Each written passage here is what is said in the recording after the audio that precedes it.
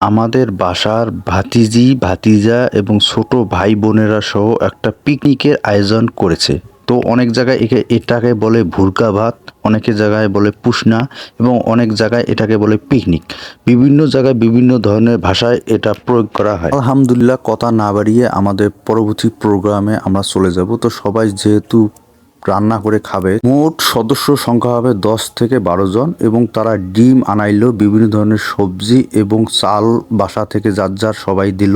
এখানে একটা পাতিলে তারা অনেকগুলো ডিম সিদ্ধ করতেছে। পরবর্তীতে তারা গোস্ত আনাইলো, বিভিন্ন ধরনের সবজি তারা কুটলো। আপনারা যারা ছোটবেলায় এরকম ভুরকা ভাত অথবা পিকনিক অথবা পুসনা খেয়েছেন তারা এই মর্মটা বুঝবেন। তো 10-12 জন মিলে সবাই 100 থেকে 150 টাকা, কেউ 200 টাকা দিয়েছে। কেউ আবার বাজার আনার জন্য তারা আমাদের বাসা থেকে একটা সাউন্ড বক্স এনে তারা বিভিন্ন ধরনের মজা মাস্তি এবং গান বাজাইলো। আমাদের ছোট ভাই ব্রাদাররা এখানে বসে আছে এবং তারা সেই সুন্দরভাবে ডিজে গান, বিভিন্ন ধরনের গান তারা উপভোগ করতেছে এবং বাজাইতেছে।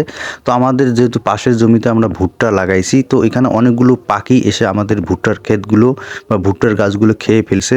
ভুট্টার গাছগুলো অনেক মিষ্টি লাগে বিধায় এখানে পাখি আছে অনেকগুলো। তাদের এই ভুট্টা ভাত খাওয়া দেখে আমার সেই ছোটবেলার কবিতাগুলো এবং ছোটবেলার সেই স্মৃতিগুলো আমার মনে পড়ে গেল। আলহামদুলিল্লাহ, তারা বাজার থেকে গোস্ত নিয়ে আসলো। আমার ভাতিজি দেখেন সেই সুন্দরভাবে রঙ্গ তামাশা করতেছে এবং সেই সুন্দরভাবে হাসতেছে। তো আমাদের ভিডিওগুলি যদি আপনাদের ভালো লাগে তো অবশ্যই একটু লাইক, কমেন্ট, শেয়ার করবেন। তো সবাই আমাদের পাশে থাকবেন, আমাদের ভিডিওগুলি দেখবেন। আপনারা যারা গ্রাম থেকে বড় হয়েছেন এবং শহরে বিভিন্ন চাকরি এবং ব্যবসার সুবাদে গিয়েছেন, আমি তাদের উদ্দেশ্যে বলতেছি, আপনার এই স্মৃতিগুলো আপনাকে মনে করিয়ে দিলাম। তো সবাই ভালো থাকবেন,